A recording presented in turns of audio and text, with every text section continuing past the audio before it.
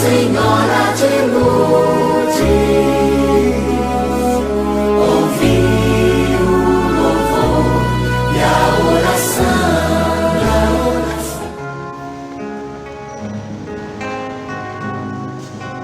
Buscai primeiro o reino de Deus e a sua justiça, e tudo mais vos será acrescentado. Aleluia, aleluia. Não só de pão o homem viverá, mas de toda palavra que procede da boca de Deus. Aleluia,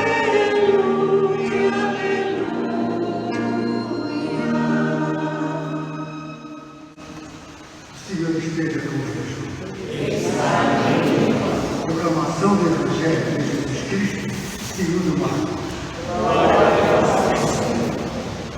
Naquele dia, ao cair da tarde, Jesus disse a seus discípulos: vamos para outra margem. Eles despediram a multidão e levaram Jesus consigo, assim como estava na barca. Havia ainda outras barcas com ele. Começou a soprar uma ventania muito forte, e as ondas se lançavam dentro da barca, de modo que a barca já começava a se encher. Jesus estava na parte de trás, dormindo sobre um travesseiro. Os discípulos o acordaram e disseram: Mestre, estamos perecendo e tu não importas? Ele se levantou e ordenou ao vento e ao mar: silêncio, cala-te. O vento cessou e houve uma grande calmaria. Então Jesus perguntou aos discípulos: por que sois tão medrosos? Ainda não tendes fé? Eles sentiram um grande medo e diziam uns aos outros: quem é este a quem o vento e o mar obedecem? Palavra da salvação. Glória a vós, Senhor.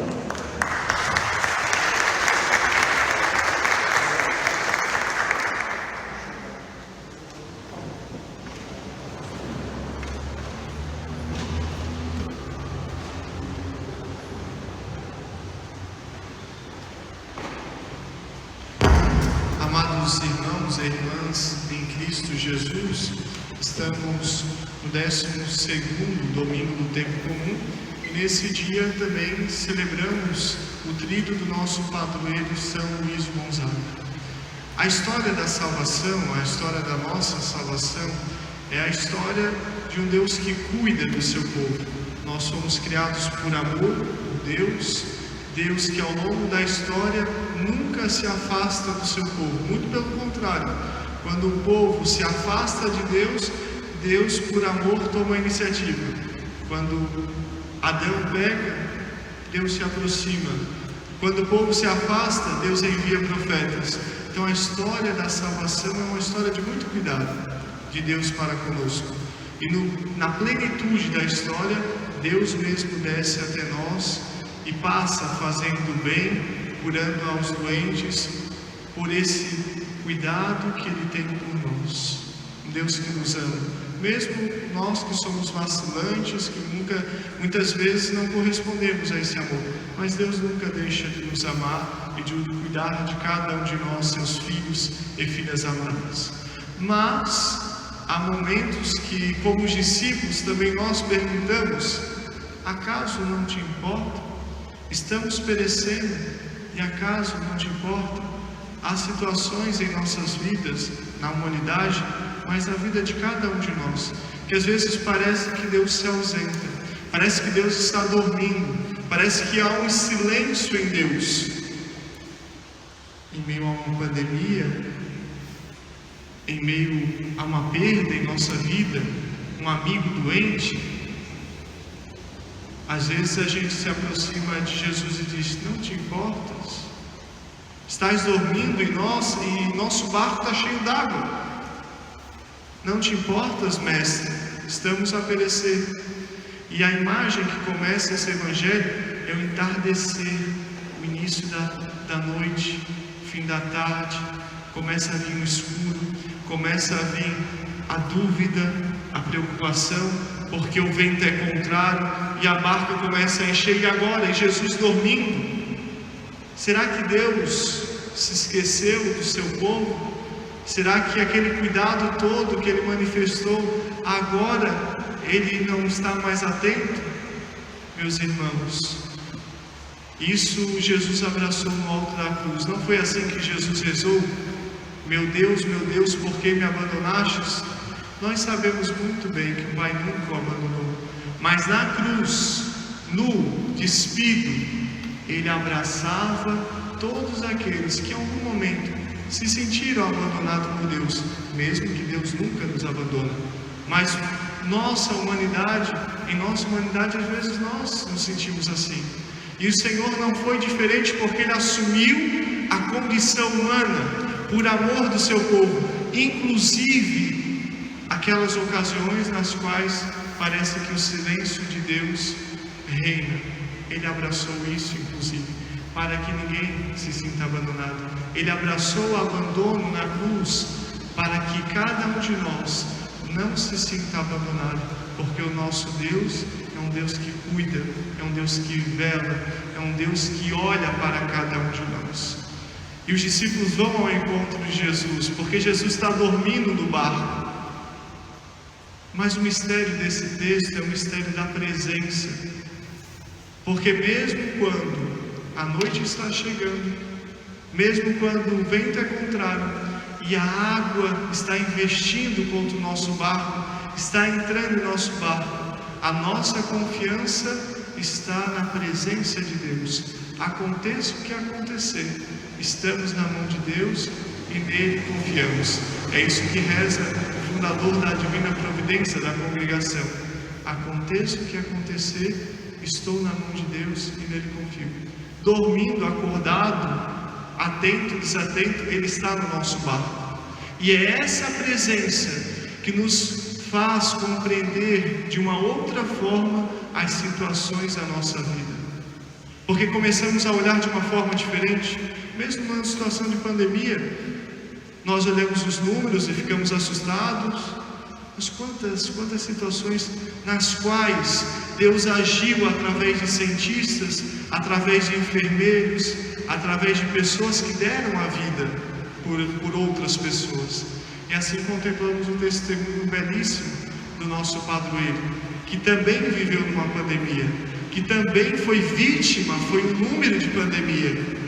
Mas o que fez o jovem seminarista Luiz descer de seu animal e ir ao encontro daquele que estava enfermo? É porque ele estava configurado, aquele que é o bom samaritano da humanidade, que desceu, que tocou na ferida. São Luís estava cheio da presença de Deus, por isso ele desce, por isso ele não tem medo, porque ele sabe da presença de Deus. Nós podemos pensar na história de Luís, um jovem seminarista, cheio de sonhos, ideais, um coração grande, e nos escritos que temos dele, vamos encontrar esse coração, não só porque deu a vida, concretamente, mas desde o testemunho dele, antes da entrega, um testemunho fervoroso. Nós poderíamos pensar: mestre, não te incomodas? Será que na vida de Luiz houve esse silêncio?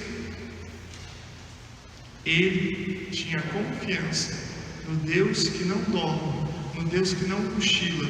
Por isso ele foi capaz de dar a sua vida a exemplo do próprio Jesus. Ele é nosso padroeiro dos seminaristas, da juventude, e ele nos ensina que o nosso Deus está presente. Na primeira leitura nós escutamos um texto de Jó, que começa de uma forma muito interessante. Deus responde a Jó. Nosso Deus fala, o nosso Deus se comunica. O nosso Deus constantemente não é um Deus que nos criou e nos jogou ao acaso e por acaso. Não, Ele tem um sonho para cada um de nós. Ele tem um sonho para a nossa paróquia. O nosso Deus sonha, o nosso Deus responde. O nosso Deus não é um Deus ausente, é um Deus bem próximo. Jó, na sua experiência de dor, de perda, é um texto que nos ajuda a pensar sobre a perda do inocente. Parece que há um silêncio de Deus, há uma omissão de Deus, mas Jó sabe que Deus responde a ele, que Deus não se ausenta, que Deus é presente. Por isso ele deixa tudo, por isso ele é capaz de perder até aqueles mais próximos, porque ele confia em Deus.